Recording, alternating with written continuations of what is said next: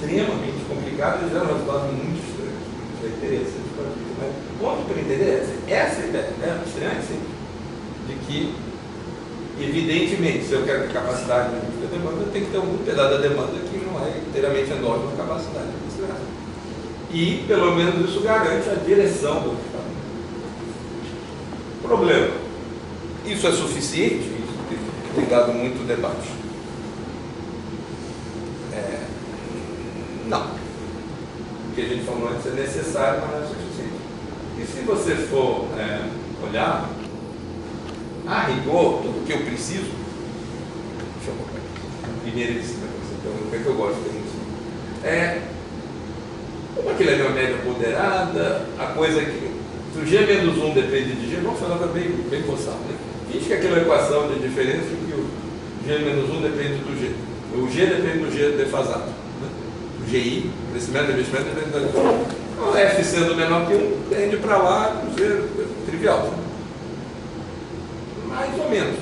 Se o F fosse constante ou se fosse exótico. Mas o peso não é, o modelo é muito não linear. Por que ele não é? Porque exatamente por causa dessa relação entre a relação capital-produto e a taxa de investimento requerida do investimento, quando eu estou nesse processo que parece razoável, eu tenho que aumentar a taxa de investimento por aumentando a demanda. A dúvida é, como a gente viu ali, que o Fzinho ali é o H sobre o S, a propensão a investir sobre o máximo da propensão a investir na economia, que era igual à propensão marginal poupada.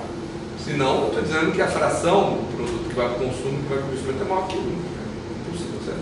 Então, mas eu estou falando que quando aumenta a taxa de crescimento, o investimento aumenta mais que o produto. Então, está aumentando o H, está aumentando o F. Como é que eu garanto que ele não vai passar de 100%?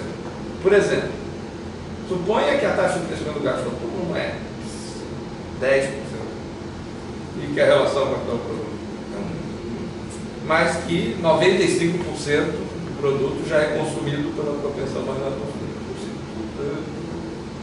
Somando o consumo induzido a 95%, mas o investimento reduzido 10%, dá 105%. É impossível. Agora, então tem um limite que a gente chama de estrutural, que é a taxa máxima de crescimento compatível com a distribuição exógena, que é onde começaria a operar outras coisas, como pode ser forçado, mas eu quero crescimento puro de gerado pela demanda, sem ter que mudar a distribuição, sem ter que cálculos, mantendo a não existência de uma relação inversa entre consumo e investimento. Os dois andam juntos. Então eu quero o máximo, eu quero os limites do demand level growth. O limite seria, o limite estrutural, assim, não dá para passar, não faz sentido lógico passar, seria que a taxa de crescimento do gasto autônomo, que vai ser a taxa de crescimento da economia, seja menor do que, obviamente, a taxa que geraria um investimento reduzido, igual ao máximo, o que sobra do consumo. Isso é, a taxa de, como a taxa de investimento depende da taxa de crescimento, existe um limite máximo para a taxa de crescimento, que daria uma taxa de investimento alta demais, que junto com o consumo daria 100% do produto. A partir daí, a inflação de demanda crônica, a poupança forçada é inevitável, não tem como. E não tem solução. Né? O crescimento, a demanda naquela velocidade não é compatível com a distribuição exógena. Exógena não no sentido de que ela não muda, mas no sentido de que ela não é uma variável de ajuste macroeconômico, que tem que se adequar ao modelo de crescimento. Ela é determinada por outras coisas que pode ir numa direção ou outra. Ela é uma variável, não é uma variável de ajuste. Então esse é o limite estrutural que, se você pensar num caso bem simples, que é relacionado com a teoria clássica, com os problemas clássicos de realização do excedente, você imagina o seguinte, que o trabalhador consome tudo que ganha. Então a propensão a consumir marginal da economia é a folha de salário. E os capitalistas, tanto investimento quanto consumo, são totalmente autônomos. Então o lucro marginal é poupado. O lucro médio vai ser poupado e consumido de acordo com o lucro realizado e os gastos autônomos. Nesse caso, todo mundo, um modelo muito simples, qual é o máximo de taxa de crescimento viável pelo lado da oferta? A taxa de lucro.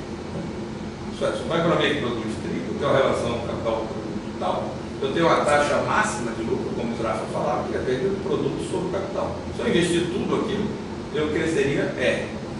Se eu investir R, a fração de R que os trabalhadores não consomem, eu cresceria o máximo possível. Seria a taxa de commodities, poderia mais complicado, que é todo o excedente reinvestido, sem consumo improdutivo. Tendo o consumo improdutivo, esse limite material vai desaparecer, ele simplesmente é um limite superior, acima do qual eu não vou poder ter crescimento de investimento. Então aqui é uma taxa estrutural óbvia numa coisa desafio. E por acaso ela é idêntica conceitualmente à taxa garantida do real. E ilustra um ponto interessante. No mundo real, nada cresce a taxa garantida do real. Ela é só um limite superior à taxa de investimento. Não é à toa que o crescimento daquela taxa é instável. Não tem motivo. Assim como não tem motivo para ter a lei de ser. Modelos neomarxistas, Fowler e outros, têm uma lei de ser longo. A minha taxa máxima é a taxa efetiva de edição. E é dada pela propensão marginal, o shake, a taxa de tendência. Então é importante ver que essas coisas estão interligadas e é bem simples. É óbvio que não pode. Você não pode querer que seu modelo cresça mais que isso. Porque você está tecnologicamente não faz sentido. Então não é um limite desconfortável. Pelo contrário, para mim esse limite estrutural é importante para a gente localizar na análise do crescimento. Qual é o papel permissivo do lado da oferta e determinante do lado da demanda? Isso é, suponha que eu queira que a taxa de crescimento do gasto autônomo, em vez de ser 2%, seja 4%. Eu tenho que garantir que está abaixo da taxa garantida ou da taxa máxima. Então, ou a produtividade do trabalho aumenta, ou a do capital tem o suficiente para isso, esse crescimento não será liderado pela demanda. Em algum momento, alguma coisa vai ou diminuir aquele consumo ou baixar o preço. Então, aí, por que eu estava muito preocupado com isso? Então, eu pergunto o seguinte, bem simples. Na hora que você diz que o crescimento é liderado pela demanda, o grau de utilização da capacidade deixa de ser um limite importante, porque você está criando capacidade de demanda. Qual é o limite? Eu posso crescer infinito? Aí o limite qual é? Não posso investir 100% do produto. Não posso investir nem 90%, porque o consumo mínimo de subsistência já é alguma fração do produto. Então você fica com uma ideia útil de ver que, por exemplo, o progresso técnico, que é a produtividade, cresce abaixo do salário, aumenta a taxa de crescimento da economia, com a lei de 6, sim. Aqui aumenta a taxa máxima. Ele gera a possibilidade, mas de forma alguma a garantia. Con la ley de 6 ya está en el máximo. Con la lei de 6 vos garantizás que Sim, é o máximo e efetivo mesmo. A taxa garantida é a taxa da lei de 6. É a poupança potencial máxima, não é a poupança potencial de verdade. A poupança potencial de verdade é a capacidade que existe. Aquilo é a taxa máxima que o produto potencial liderado pela demanda pode crescer. É uma coisa mais do que a taxa que cresce o produto potencial, é o limite dela, que não pode ser a própria capacidade, porque ela é endógena. Para mim isso é uma grande dificuldade, porque obviamente não faz sentido achar que você pode crescer infinito. Ao mesmo tempo, as margens para crescer não podem ser medidas pela capacidade pessoal, porque elas acabam, mas tem nova capacidade, tem que ter alguma restrição material aí. Né? E estruturalmente não tem outra, essa é meio óbvia. Depois que você pensa um pouco, é claro que é, no fundo não é claro que é, da lei que você vai ser qual. Né? O máximo que você pode crescer investindo toda a poupança potencial, sempre. Agora, isso é o potencial. Quando você está abaixo, você pode crescer menos do que aquilo ali. Essa economia, por exemplo, se Zezinho for zero, se essa economia em si, a taxa dos crescimentos dos gastos autônomos for zero, a taxa de investimento líquido é zero, e aquela propensão marginal é alta, mas a propensão efetiva é zero, o investimento zero. Vai dar um investimento líquido zero. A renda vai cair, não vai ter poupança líquida nem investimento líquido médio, vai ter marginal. E isso é importante também, por quê? Porque na literatura de desenvolvimento latino-americano e na marca, inclusive mais até na Europa, as pessoas todo dia dizem a taxa de investimento no Brasil é muito baixa. Para crescer muito, dada a relação capital-produto, ela precisa ser mais alta. Logo, vamos aumentar a taxa de poupança. exatamente o oposto do que vai acontecer. Porque se você cortar o crescimento do gasto improdutivo, você tira o estímulo a investir, cai a taxa de investimento e o consumo em relação à renda vai aumentar, porque o gasto autônomo está constante e a renda caiu. É a armadilha da... como é que eles falavam? Poverty amidst pobreza em meio à riqueza, que é o exemplo que ele dá no final do capítulo 3 da Teoria. Se a taxa de investimento cair a zero, nele é por outros motivos, o que acontecerá? Ele diz: eu become so poor that we can't afford to save anymore. A renda caiu tanto e o gasto autônomo.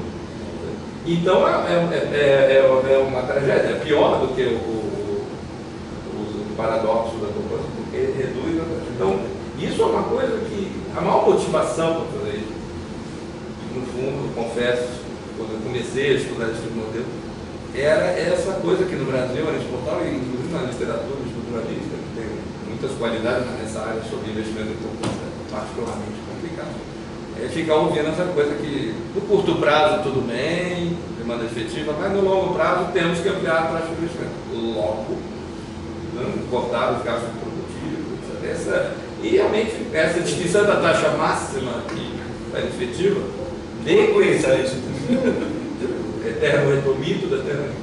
Por isso que eu não me preocupo em demorar muito, porque isso vai ficar. Então, esse é o limite, digamos, estrutural superior, que é o que tem na minha tese. Até quando pode o produto potencial crescer puxado pela demanda sem causar uma incompatibilidade com a distribuição exógena. Permite uma separação total entre o conflito distributivo que determina a distribuição e a questão da acumulação. Sem relação necessária. É óbvio que o crescimento pode afetar o conflito distributivo pode, mas e não são coisas simultâneas e necessárias. Precisa uma flexibilidade para estudar vários regimes de crescimento diferentes, várias formas de tratar tanto os gastos autônomos quanto a distribuição. O ponto central aí é que não há relação teórica necessária alguma entre distribuição e acumulação. A economia vai ter